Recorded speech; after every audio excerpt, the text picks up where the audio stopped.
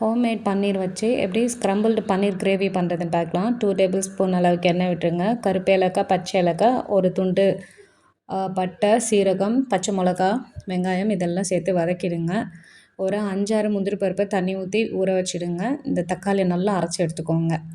So வெங்காயம் இந்த அளவுக்கு வதங்கினதுக்கப்புறமா இஞ்சி பூண்டு பேஸ்ட் வந்து 1 ஸ்பூன் அளவுக்கு போட்டால் இதையும் நல்லா வதக்கிடுங்க. பச்சை வாசனை போனதுக்கப்புறமா நம்ம அரைச்சி வச்ச தக்காளி அதில் ஊற்றிடலாம். ஸோ இதை நல்லா கலந்து விட்டுருங்க. இது கூட மஞ்சள் தூள், உப்பு சேர்த்து நல்லா கலந்து விட்டு மூடி போட்டு வெயிட் பண்ணுங்கள். நடுவில் கொஞ்சம் எடுத்து மிக்ஸ் பண்ணி விடுங்க.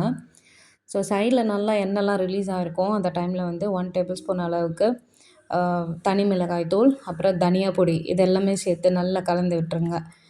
அது நல்லா வேகட்டும். அது வரைக்கும் நம்ம வந்து இதில் பால் வீட்டிலே செய்கிறோம் இல்லையா? ஸோ அதனால் பாலை வந்து 1 லிட்டர் நான் எடுத்திருக்கேன். உங்களுக்கு வேணும்னா கூட எடுத்துக்கலாம்.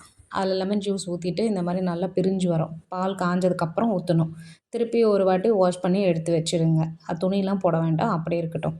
ஸோ இதை நல்லா வந்துட்டு மசாலாவை நல்லா வெந்ததுக்கப்புறமா கொஞ்சமாக வந்துட்டு அதில் நெய் ஆட் பண்ணிக்கோங்க. நெய் இல்லைன்னா பட்டர் உங்கள் இஷ்டம். ஸோ நல்லா ஆட் பண்ணதுக்கப்புறம் இந்த மாதிரி ஆயில் ரிலீஸ் ஆகும்.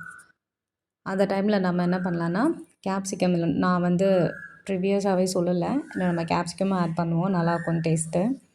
ஸோ கேப்சிகம் வந்து இந்த மாதிரி சைஸில் கட் பண்ணிவிட்டு அது கூட சேர்த்து நல்லா மிக்ஸ் பண்ணி விட்டுருங்க. ஒரு 1 மினிட் கழித்து நம்ம தண்ணி ஊற்றிட்டு இதை நல்லா வந்து கொதித்து வரட்டும். ஆயில் ரிலீஸ் ஆகட்டும். அதுக்கப்புறமா நம்ம அந்த முந்திரி பருப்பை அரைச்சி அதில் விட்டுருவோம். சரிங்களா? இதை நல்லா கொதிக்கட்டும். ஸோ சிம்மில் வைக்கும்போது இந்த மாதிரி ஆயில் ரிலீஸ் ஆகிருக்கும். அந்த டைமில் அந்த அரைச்ச முந்திரி பருப்பு தண்ணி கலந்து இதில் மிக்ஸ் பண்ணி விட்டுருங்க. ஃபுல் ஃப்ளேமில் வச்சிங்கன்னா திருப்பியும் நல்லா அழகாக எண்ணெய்லாம் பிரிஞ்சு வரும் கொதிச்சதுக்கப்புறமா. ஸோ அந்த பன்னீரை வந்து இந்த மாதிரி ஸ்பூனை வச்சு லைட்டாக கட் பண்ணிவிட்டு இதில் சேர்த்துருங்க. கரையாது, நல்லா தான் இருக்கும். கரம் மசாலா சேர்த்துக்கோங்க. லைட்டாக கஸ்தூரி மேத்தி இருந்தால் சேருங்க, இல்லைன்னா பரவாயில்ல.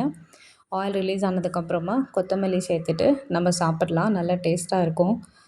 இது வந்து ஃபுல்கா ரொட்டி கூடயும் நல்லாயிருக்கும். நார்மல் சப்பாத்தி கூடயும் சாப்பிட்லாம், ரைஸ்க்கும் சாப்பிட்லாம். கண்டிப்பாக ட்ரை பண்ணி பாருங்கள். எப்படி இருந்ததுன்னு கமெண்ட்டில் சொல்லுங்கள். Thank you.